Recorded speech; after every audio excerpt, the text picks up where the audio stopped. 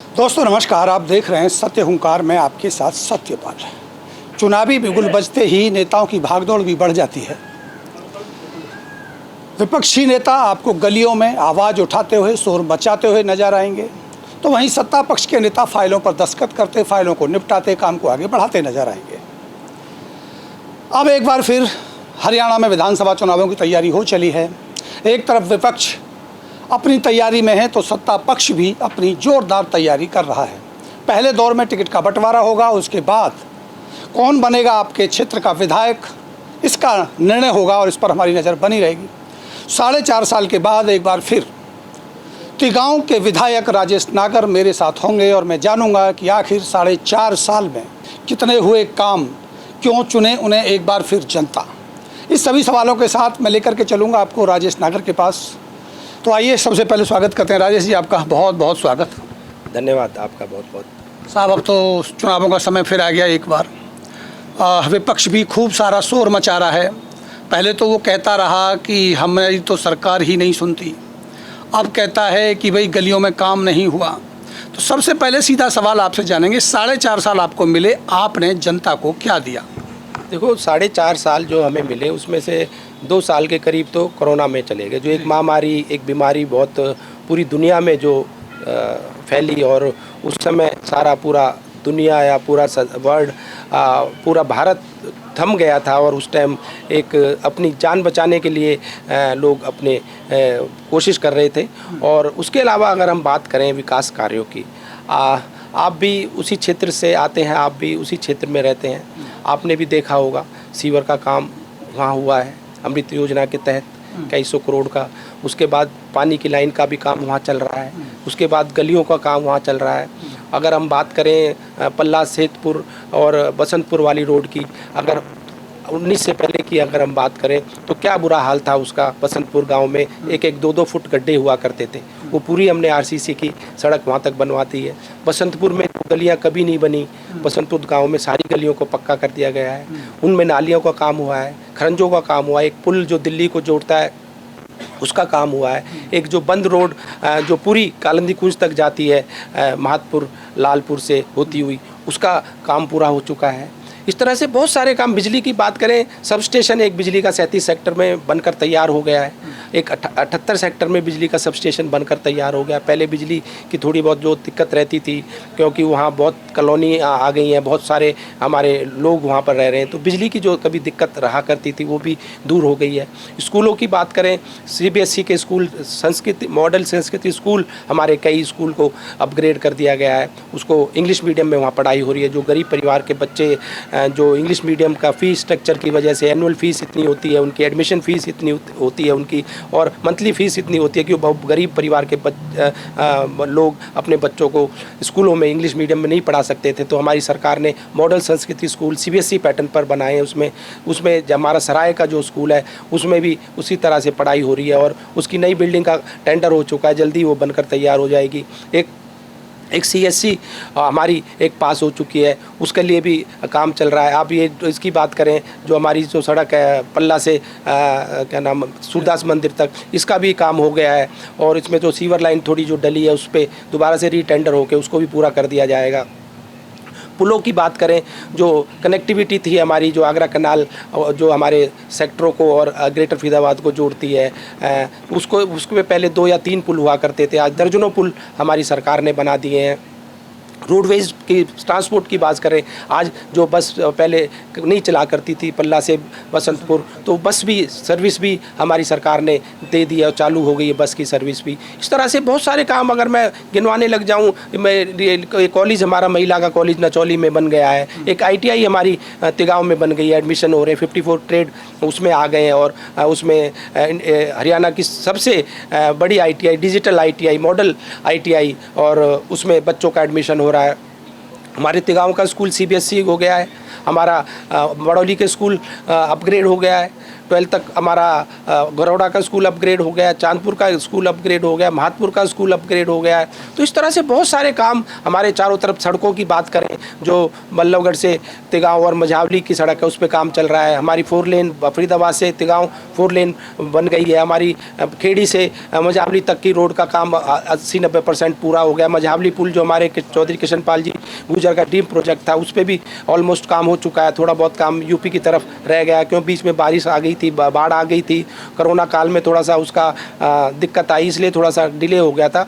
उस पर भी काम बहुत तेज़ी से चल रहा है। ददसिया रोड का काम चल रहा है। इस तरह से तिगांव में ही अकेला ऐसा गांव है जो हमारा 85 करोड़ रुपए का काम एक गांव में हुआ है। ये हमारे अमित शाह जी अभी महेंद्रगढ़ में आए थे, उन्होंने हमारे सरपंच को सम्मानित भी किया कि भाई गाँव में 85 करोड़ तिगांव में लगे हैं। तो ऐसे इतने सारे बहुत सारे काम, बहुत सारे विकास कार्य हुए। अगर मैं सारे गिनवाने लग जाऊंगा तो बहुत समय लग जाएगा और बहुत लंबी लिस्ट है जो इस तरह की जो हमारी सरकार ने करें। और ऐसे 400 करोड़ का कन्वेंशन हॉल का काम हमारा चल रहा है बतौला गांव में।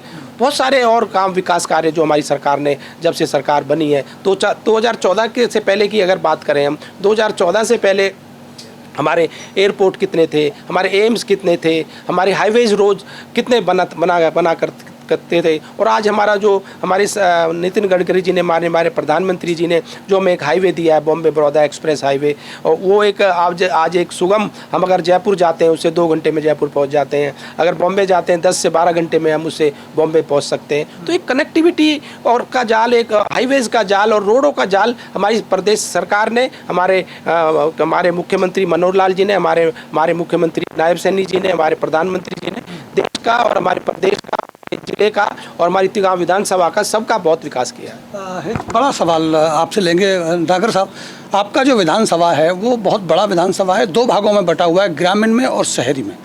कहा ये जा रहा है, आरोप लगा रहे हैं, विपक्ष के लोग भी आरोप लगा रहे हैं, जनता भी बोल रही है कि आपने विकास कराएं वो गांव में ज़्यादा कराएं, जबकि वोट आपका शहर में ज़्यादा है, शहरी इलाकों में। ऐसा नहीं, देखो मैंने सारे काम आपके उतर के शहर में ही जो हमारी कॉलोनियाँ वहाँ के ही गिनवाए हैं। जो बसंतपुर उसमें ही आता है, सेतपुर उसमें ही आता है, पल्ला उसमें आता है, अगवानपुर उसमें आता है, इस्माइलपुर उसमें आता है, तिलपत उसमें आता है, जो सब स्टेशन बना है एक, और एक जो ये हमारा टाउन पार्क जो बना है, वहाँ इंडोर स्टेडियम जो बना है वो भी सेक्टर में ही बना है। और इस तरह से बहुत सारे काम जो हुए हैं वो विकास कार्य, वो जो सीवरों का काम हुआ है, गलियों का काम हुआ है, वो सारा उस तरफ ही हुआ है, कॉलोनियों में ही हुआ है। विपक्ष तो कहता है कि भाई जब हम शोर मचाते हैं तो काम होने लगते हैं, हम चुप हो जाते हैं, काम नहीं होते। तो क्या आप उनके शोर मचाने से काम कर रहे हैं जब विपक्ष को? ये तो उनका आदत बन गई है विपक्ष की, विरोध करना।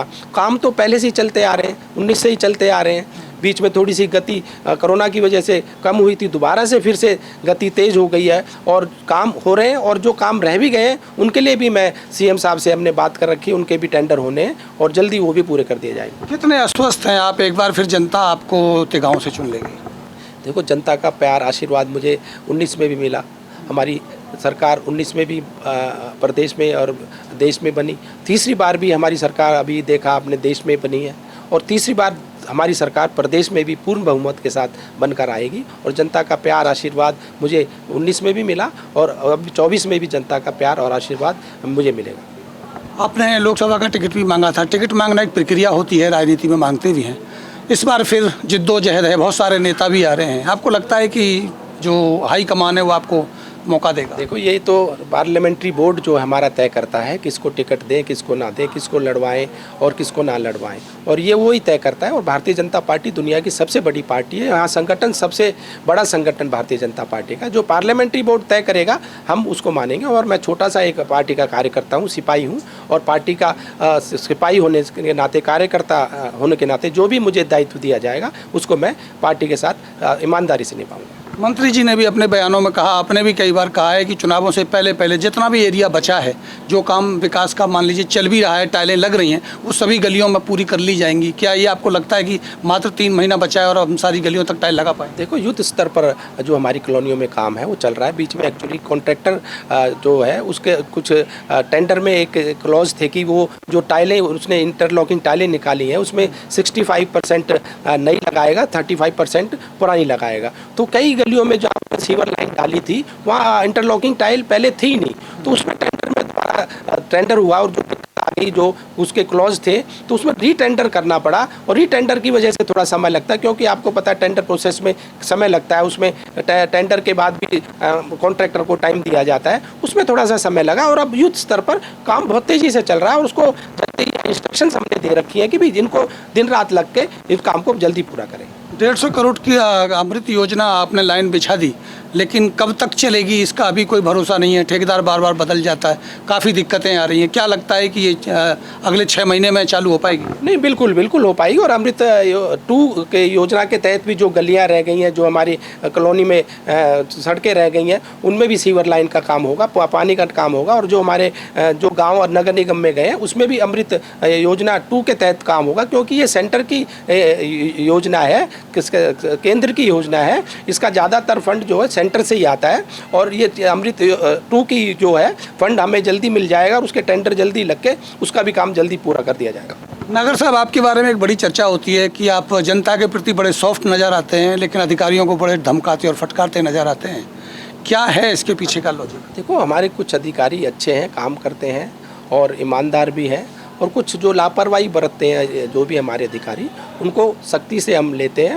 और जो हमारे भोले वाली जनता है, भोले वाले लोग हैं, अगर उनके वो काम नहीं करेंगे तो उनके खिलाफ एक्शन मैं लेता रहता हूं। और उनके खिलाफ कई बार एक्शन मैंने ऐसे अधिकारियों के लिए भी हैं और आगे भी मैं आप उनको चेतावनी दे रहा हूं कि इस तरह से हमारी भोली वाली जनता को अगर आप घुमाएंगे, गुमराह करेंगे, उनको तंग करेंगे, उनके काम नहीं करेंगे, तो उनके खिलाफ कार्रवाई की जाएगी। ठीक है, आपका बहुत बहुत शुक्रिया। तो ये थे मेरे साथ राजेश नागर, जो लगातार अपनी बातों को रख रहे थे। अगर हम विकास की बात करें तो निश्चित रूप से विकासों की जो स्थिति है वो दिखाई दी है। देखना ये होगा कि चुनावों में इसका क्या फ़ायदा मिलेगा, जनता क्या निर्णय करती है। इसी को लेकर के हम जुड़े रहेंगे आपके साथ। देखते रहिए सत्य ओंकार। नमस्कार।